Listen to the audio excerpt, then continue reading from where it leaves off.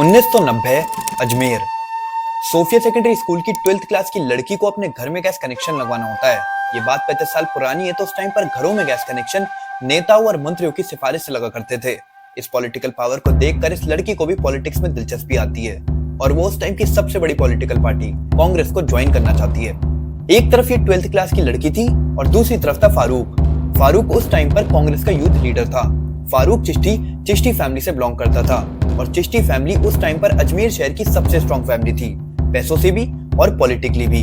अब इस लड़की का एक दोस्त जो फारूक को भी जानता था, वो इस लड़की को कांग्रेस ज्वाइन करने के लिए फारूक से मदद लेने के लिए कहता है। ये लड़की मान जाती है और ये लड़का इस लड़की को फारूक से मिलवाता है। शुरुआत में जब ये लड़की फारूक को मिलती है तो इस लड़की को फारूक बहुत अच्छा इंसान लगता है। फारूक इस लड़की की गैस कनेक्शन लगवाने में भी मदद करता है, साथ में कांग्रेस ज्वाइन करवाने का भी वादा करता है। कुछ दिन बाद इस लड़की को अपने स्कूल के बाहर एक मारुति वैन दिखती है। इस वैन के अंदर फारूक के दोस्त होते हैं। ये लड़के इस लड़की को बुलाते हैं और इस लड़की से कहते हैं कि फारूक ने तुम्हें अर्जेंटली काम से बुलाया है। अब क्योंकि ये लड़की इन लड़कों को अच्छी तरीके से पहचानती है, इसलिए वो इस वैन में बैठ जाती है और ये लड़के इस लड़की को फारूक के फार्म हाउस ले जाते हैं।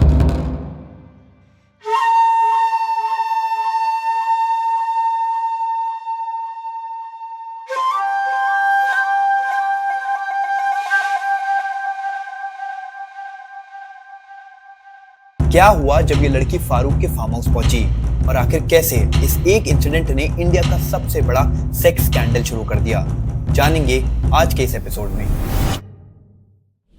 चलिए वहीं से स्टार्ट करते हैं जहां से हमने इस इंसिडेंट को छोड़ा था। लड़की के फार्म हाउस पहुंचने पर फारूक लड़की का रेप करता है, साथ में इस लड़की की नंगी तस्वीरें भी खींच लेता है और उसको ब्लैकमेल करता है कि अगर इस लड़की ने इस रेप के बारे में किसी को भी बताया तो वो ये तस्वीरें वायरल कर देगा और पूरे अजमेर में इन तस्वीरों के पोस्टर लगा देगा। लड़की बहुत ही डर जाती है और वो वैसा ही करती है जैसे फारूक ने उसे बोला था। वो इस इंसिडेंट के बारे में किसी को भी नहीं बताती है। लेकिन अब आगे जो हुआ वो सुनकर आप दंग रह जाओगे। कुछ दिन बाद सेम मारुति वैन लड़की के स्कूल के बाहर खड़ी होती है। पिछली बार की तरह इस वैन के अंदर फारूक के दोस्त होते हैं और वो फिर से लड़की को ब्लैकमेल करके फार्म हाउस ले जाते हैं। और इस बार लड़की के फार्म हाउस पहुंचने पर सिर्फ फारूक ही नहीं बल्कि उसके कई और दोस्त लड़की का रेप करते हैं। साथ में वो उसकी और नेकेड फोटोज भी लेते हैं और उसको कहते हैं कि वो अपनी एक और दोस्त को फार्म हाउस पे लेके आए और पिछली बार की तरह सेम तरीके से ब्लैकमेल करते हैं कि अगर वो ऐसा नहीं करेगी तो वो उसकी ये फोटोज वायरल कर देंगे। ये लड़की सिर्फ 17 साल की थी। वो बहुत डर जाती है और वो वैसा ही करती है जैसे ये लड़के इस लड़की को बोलते हैं। वो अपनी एक दोस्त को बहाने से फारूक के फार्म हाउस ले जाती है। ये लड़के लड़की की दोस्त के साथ भी सेम करते हैं। वो उसका भी रेप करते हैं और उसकी भी नंगी तस्वीरें ले लेते हैं और उसको भी सेम तरीके से ब्लैकमेल करके उसकी एक और दोस्त को बुलाते हैं और ऐसे करके ये एक चेन बन जाती है। और देखते ही देखते आने वाले 3 साल में इस सेक्स स्कैंडल में 250 लड़कियां इन्वॉल्व हो जाती हैं। इस सेक्स स्कैंडल की शुरुआत में फारूक के अलावा उसका भाई नफीस और 2 और दोस्त ही इन्वॉल्व थे, लेकिन 1992 तक फारूक और नफीस चिश्ती के कई और रिलेटिव और दोस्त भी इसमें इन्वॉल्व हो गए और कुल मिला के 18 लड़के 250 लड़कियों का रेप करा करते थे। इन लड़कियों की एज महज 11 से 20 साल थी। कुछ स्कूल जाया करती थी, कुछ काम करा करती थी और कई तो शादीशुदा भी थी। अब मैं आपको थोड़ा डिटेल में बताता हूँ कि आखिर ये लड़के इस सेक्स स्कैंडल को चलाते कैसे थे। सबसे पहले ये 18 लड़के लड़कियों को फारूक के फार्म हाउस पर बुलाया करते थे। लड़कियों के फार्म हाउस पहुंचने पर ये उनका रेप करा करते थे और उनकी नंगी तस्वीरें खींचा करते थे। ये तस्वीरें वो एक स्टूडियो को डेवलप करने के लिए दिया करते थे, क्योंकि ये 1990s का जमाना था तो उस टाइम पर इतनी टेक्नोलॉजी नहीं थी और उन्हें ये तस्वीरें स्टूडियो को ही डेवलप करने के लिए देना पड़ती थी। इन तस्वीरों की हार्ड कॉपी मिलने पर इस हार्ड कॉपी से वो लड़कियों को ब्लैकमेल करके फारूक के फार्म हाउस पर बुलाया करते थे और ये प्रोसेस रिपीट होता रहता था। एक लड़की का अलग अलग लोग कई बार रेप करा करते थे। ऐसा नहीं था कि इस सब के बारे में लड़कियों ने किसी को भी नहीं बताया, बल्कि कई लड़कियों ने ये बात अपने घर पर भी बताई। लेकिन जब फैमिली को पता चलता था कि इसमें चिश्ती फैमिली के लोग इन्वॉल्व हैं तो फैमिली डर जाया करती थी, क्योंकि चिश्ती फैमिली के कॉन्टैक्ट्स पुलिस से लेकर नेताओं तक थे।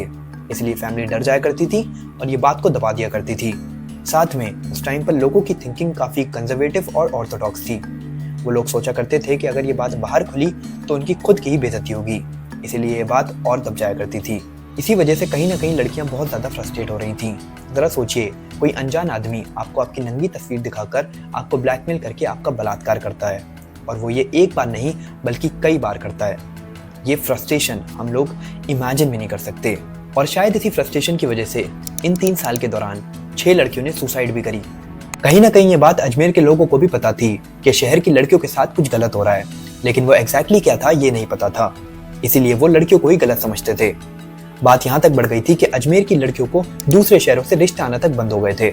लोग समझते थे कि अजमेर शहर की लड़कियों का कैरेक्टर खराब है और पूरी बात ना पता होने की वजह से वो लड़कियों को ही दोष दे रहे थे। अब इस पूरे सेक्स स्कैंडल के बारे में लोगों को कैसे पता चला, ये बहुत ही अजीब किस्सा है। जिस स्टूडियो को ये लड़के तस्वीरें डेवलप करने के लिए दिया करते थे, वहां से कुछ तस्वीरें लीक हो जाती हैं और इन तस्वीरों के बारे में मदन सिंह को पता चलता है। मदन सिंह एक ईमानदार और बहादुर पत्रकार थे। पूछताछ करने पर जब मदन सिंह को इस पूरे केस के बारे में पता चलता है तो वो शॉक हो जाते हैं और वो ठान लेते हैं कि इस पूरे सेक्स स्कैंडल की सच्चाई वो लोगों के सामने ले आएंगे। कई लोग उन्हें मना भी करते हैं कि इस सब के पीछे बहुत पावरफुल लोग हैं, लेकिन वो बिल्कुल भी नहीं डरते और 22 अप्रैल 1992 को वो अजमेर शहर के दैनिक नवज्योति अखबार में इस पूरे सेक्स स्कैंडल की सच्चाई छाप देते हैं। इस केस की सच्चाई पता लगने पर अजमेर के लोग दंग रह जाते हैं और जस्टिस की डिमांड करते हुए सड़कों पर उतर आते हैं। ये सब देखकर फारूक और नफीस चिश्ती मदन सिंह को चुप कराने के लिए उनके ऊपर एक जानलेवा हमला प्लान करवाते हैं। मदन सिंह अजमेर की श्रीनगर रोड पर अपने स्कूटर से घर पे जा रहे थे कि तभी पीछे से एक गाड़ी आती है और उसमें से एक आदमी उन्हें गोली मार देता है। मदन सिंह सड़क पे गिर जाते हैं, लेकिन वो जैसे तैसे वहां से भागकर बच निकलते हैं। कुछ लोग मदन की मदद करके उन्हें अस्पताल पहुंचाते हैं, लेकिन उसी रात 2 लोग अस्पताल में घुसकर मदन सिंह की हत्या कर देते हैं। लेकिन इससे बिल्कुल भी फायदा नहीं होता। सच्चाई अब लोगों के सामने थी। अजमेर के लोग सड़कों पर थे और बहुत ही गुस्से में थे। सरकार पर दबाव आता है और फाइनली सितंबर 1992 में मामला कोर्ट के पास जाता है और 18 लोगों के ऊपर केस फाइल होता है। और सबसे बड़ी बात, फाइनली ये सेक्स स्कैंडल बंद हो जाता है। इस केस में इंसाफ की बात करें तो हमें पता चलता है कि हमारे देश का जुडिशियल सिस्टम कितना खराब है। इस केस का मेन अक्यूज्ड फारूक कई बार जेल में जाता है और कई बार उसे बेल मिलती है और 20 अगस्त 2024 को इस केस के लगभग 30 साल बाद फाइनली 6 लोगों को उम्र कैद की सजा होती है। बात करें मदन सिंह की हत्या की तो उस केस में मुख्य आरोपी था सवाई सिंह, जो उस टाइम पर अजमेर शहर का छोटा सा एक नेता था। और जब 31 साल तक सवाई सिंह को कोई भी सजा नहीं मिली तो 7 जनवरी 2023 में युवराज फोर्ट रिजॉर्ट पुष्कर में सवाई सिंह की 2 लोगों ने सेम तरीके से हत्या करी। ये 2 लोग थे सूर्य प्रताप सिंह और धर्मा प्रताप सिंह, मदन सिंह के 2 बेटे, जो अपनी पिता की हत्या के टाइम काफी छोटे थे। और इन दोनों ने 31 साल बाद अपनी पिता की हत्या का बदला लिया। और ये था अजमेर का sex scandal case. I hope ये वीडियो आपको पसंद आई हो। See you next time. Bye bye.